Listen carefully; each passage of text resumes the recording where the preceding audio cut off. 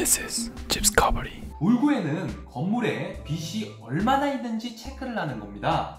소유권 이외의 권리에 관한 사항이 나와 있는데 보통 우리는 건물을 담보로 얼마나 이 집주인이 대출을 이빠이 받았는지, 적게 받았는지, 아예 없는 안전한 건물인지 확인을 해보시면 됩니다. 그럼 한번 손쉽게 봐보도록 할게요. 핵심만 말씀드리면, 자, 여기 빨간 줄 그어져 있죠.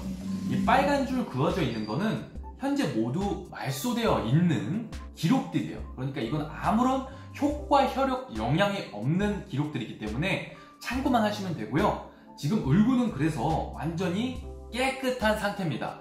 울구가 깨끗하다는 거는 그만큼 이 건물이 안전하다는 거예요. 물론 그 밖에 선순위를 체크해야 될 필요가 있겠지만 등기부상으로 울구에서는 기록이 없으면 깨끗하고 안전하다는 건물로 파악을 하시면 되겠습니다. 하지만 저는 말소사항까지 포함했기 때문에 한번 이 기록들을 봐보도록 하겠습니다. 자, 처음에 2010년도에 권 씨가 건물을 지으면서 하나은행에서 2억 6,400만 원을 빌리셨네요. 공동담보, 토지까지, 건물과 토지를 다 합해서 2억 6,400을 빌리셨고요. 그리고 하나은행의 회사가 합병되면서 근저당권을 더 큰 주식회사 하나은행으로 이전을 했고, 그 다음에 전세권을 설정해 주셨습니다. 자, 보면은 이 전세권은 전세 계약을 할 때 임차인들이 설정 요구를 할 수 있는 건데요. 여기 보면 최 씨가 건물 2층 북동쪽 일부 16.5제곱미터를 전세금 4,500만 원에 대해서 전세권 설정 계약을 했는데, 2016년도에는 전세권 이 설정을 말소했고,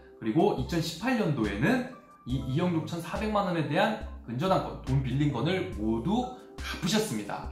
자, 이렇게 등기부 등본만 보면은 이 건물에 예전에 어떤 기록들이 있었는지까지 모두 이렇게 친절하게 나옵니다. 그러니까 여러분들도 볼 줄 아셔야겠죠? 막상 저랑 함께 봐보니까 너무나 보기 쉽죠? 자, 그럼 다른 사례들도 한번 봐보도록 하겠습니다. 자, 이 등기부 같은 경우는 제 지인 중에 한 분이 강남 쪽에 전세 계약을 하려고 하는데 등기부에 갑구에 소유자가 조금 특이해서 누구랑 계약을 해야 되는지 이해가 안 돼서 저한테 문의를 주셨더라고요. 근데 막상 보면 너무너무 쉬워. 같이 한번 봐볼까요? 역시 등기사항 전부 증명서, 여기는 현재 유효, 현재 효력이 있는 사항들만 뽑았죠. 여러분들은 이 현재 유효사항으로 뽑으시면 더 훨씬 간단하게 보실 수 있습니다. 자, 그래서 보시면 여기 표제부에 이 건물에 대한 대략적인 정보가 나와 있어요. 철근 콘크리트 구조로 지었고 5층까지 있는 건물이고 도시형 생활주택으로 되어 있습니다. 도시형 생활주택은 공동주택으로 부분 등기가 되어 있어요. 그래서 집합 건물이라고 되어 있죠. 그리고 각 층마다 면적이 나와 있고 토지 면적 또한 나와 있습니다. 이 집합 건물로 되어 있기 때문에 여기가 401호죠. 401호가 따로 구분 등기가 되어 있는 겁니다. 호수마다 다 주인이 따로따로 되어 있는데, 그래서 여기 제 401호에 대한 여기 보면은 면적이 나와 있죠. 29.34제곱미터니까 10평을 채 못 채우는 평수로 되어 있네요. 자, 그리고 대지권 비율도 나와 있고요. 자, 여기 보면 이제 갑구에 소유권 보존 등기가 나와 있습니다. 소유권 보존 등기는 누구라고 했죠? 최초로 건물을 지은 소유자죠. 자, 보면은 주식회사 한라콘테이너가 건물의 소유자로 되어 있습니다. 이 건물 같은 경우는 현재 미분양 상태의 회사 보유분으로 전세 계약을 하기 때문에 누구와 계약을 하면 됩니까? 무조건 이 등기부상의 이 회사랑 직접 가서 계약을 하면 됐죠. 자, 그리고 울구에는 보니까 융자가 아무것도 없습니다. 그래서 이 건물은 좀 안전하겠구나, 이렇게 파악을 하시고 여러분들이 계약을 하시면 되겠죠. 아주 쉽죠. 다음 건물을 한번 봐보도록 하겠습니다. 이 건물 또한 저희 노원구 월계동에 있는 도시형 생활주택 중 한 가지인데요. 표제부를 통해서 아까처럼 이 건물의 대략적인 층수 면적, 그리고 건물의 용도를 파악하시면 되고요. 여기도 똑같이 2층 203호에 대한 전용 면적이 나와 있습니다. 전용 면적은 우리가 실제로 주거할 수 있는 공간을 나타낸 거예요. 12.58제곱미터 정도가 되어 있죠. 또 구분 등기되어 있기 때문에 대지권이 나타나 있습니다. 그리고 이제 갑구에 보면은 이 노재동 씨가 주인분이시죠. 2016년도에 거래가액 6천만 원에 거래를 하셨다는 게 나타나 있습니다. 자, 그리고 보시면 을구에 이제 보면 여기 근저당권이 설정되어 있네요. 근저당권이란 이 건물을 담보로 돈을 빌렸다는 뜻을 말합니다. 그래서 돈을 받아야 될 사람이 자신의 권리를 설정해 놨다는 뜻이에요. 또 보면은 여기 보시면 2억 4,050만 원을 2011년도 7월 25일 날 이 씨가 빌리셨네요. 새마을금고에서. 그런데 노 씨가 이 건물을 사시면서 근저당권을 인수했어요. 그렇죠. 그래서 현재 2억 4,050만 원이 설정되어 있는 상태인데요. 어떻게 설정되어 있냐면 공동 담보 목록이 있습니다. 이 호실만이 아니라 건물 전체, 건물의 몇 가지 부분을 공동으로 담보를 해서 2억 4,050만 원을 빌리셨다는 뜻이네요. 자, 그러면 건물의 가액 대비 건물의 몇 개 정도, 어떤 거를 공동으로 담보해서 이렇게 빌리셨는지 파악했다면 여러분들이 이 건물이 정말 안전한 건물인지 안전하지 않은 건물인지 파악할 수 있겠죠. 이 정도까지만 알고 있어도 여러분들이 대략적으로 판단을 하실 수가 있습니다. 더 자세히는 공인중개사 분들께 여쭤보시면 됩니다. 하지만 이 기본적인 지식은 가지고 있으실 필요가 있겠죠. 자, 다음 건물 한번 봐보도록 하겠습니다. 자, 이번 건물은 특이사항이 조금 있는데요. 한번 유심히 봐보도록 하겠습니다. 역시 등기사항 정보 증명서 현재 유효사항만을 가지고 뽑아봤고요. 집합건물로 되어 있습니다. 집합건물로 되어 있다는 것은 따로따로 구분등기가 되어 있다는 거예요. 101호 따로 주인이 있고 102호 따로 주인이 있고. 자, 이 상태에서 203호에 대한 등기부를 파악한 건데 보시면 다세대 주택으로 되어 있고 4층 건물로 되어 있죠. 각 층마다 면적이 나와 있고요. 철근 콘크리트로 구조로 되어 있다는 걸 알 수 있습니다.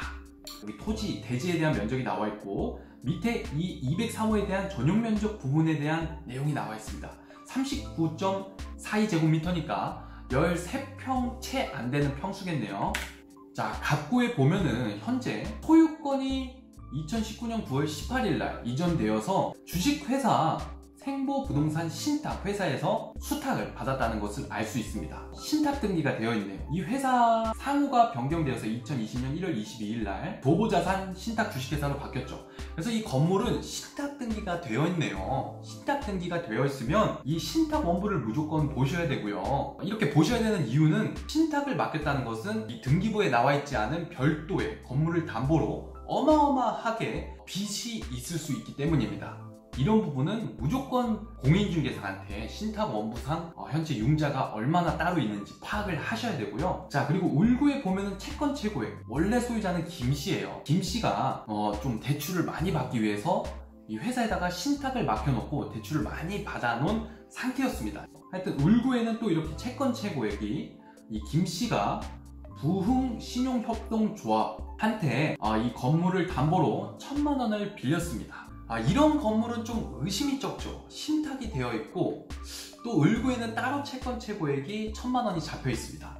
그래서 이 초보분들은 이 을구의 채권 최고액 1,000만 원만 보고 뭐 빚 별로 없네 라고 생각하실 수 있죠. 하지만 신탁 거부를 제가 떼본 결과 신탁 등기가 되어 있는 부동산 하나 계약할 때가 있어서 혹시나 해서 신탁 원부를 한번 떼보러 왔습니다.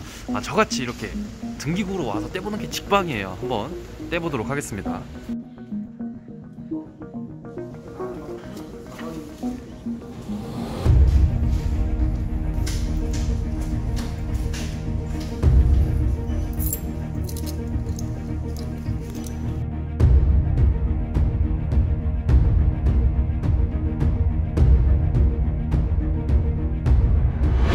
이 건물 같은 경우는 전세를 1억 3천의 주인분께서 빼달라고 했는데 융자가 1억 3천 플러스 울구에 나와 있는 1,000만 원을 합해서 1억 4천이 잡혀있는 상태였습니다. 그러면 전세금을 초과해서 융자가 잡혀있죠. 이런 건물은 위험하다고 볼 수가 있겠습니다. 물론 신탁을 말소하면서 이 모든 융자를 갚는 조건으로 계약하시면 안전하겠죠. 어떠셨나요, 여러분들? 아주 쉽죠? 여러분들도 언제 어디서든지 공인인증서만 있으면 집에서, 사무실에서 저처럼 이렇게 주소만 가지고 등기부 등본 내역을 확인해 볼 수 있습니다. 이 보는 방법도 단어가 생소해서 그렇지 몇 번 연습해 보다 보면은 이게 이 내용이구나 쉽게 이해하실 수가 있을 거예요. 그럼 다시 정리를 해보면 이 등기부 등본을 아셔야지 여러분들이 공인중개사 말만 믿었다가 건물주 말만 믿었다가 사기를 당하는 경우가 최소화가 됩니다. 등기부 등본은 건물의 신분증, 토지의 신분증이라고 볼 수 있습니다.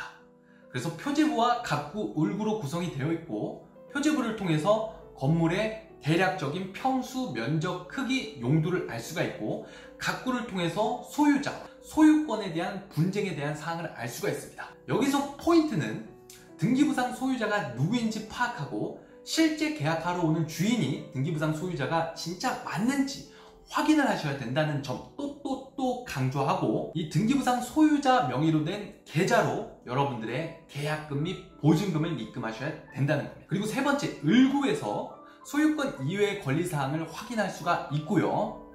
소유권 이외의 권리사항, 즉 이 건물을 담보로 빚을 얼마나 받았는지, 대출을 얼마나 이빠이 받았는지 확인하셔서 이 건물의 위험 수준을 여러분들이 파악하시면 되겠습니다. 현재 이렇게 여러분들이 저를 따라서 직접 떼보고 확인하신 후 계약을 하시면 보다 더 안전하고 편안하게 계약을 하실 수 있으리라 믿습니다. 네, 그럼 좋은 하루 되시고요. 도움이 되셨다면 좋아요와 구독, 알림 설정 부탁드립니다.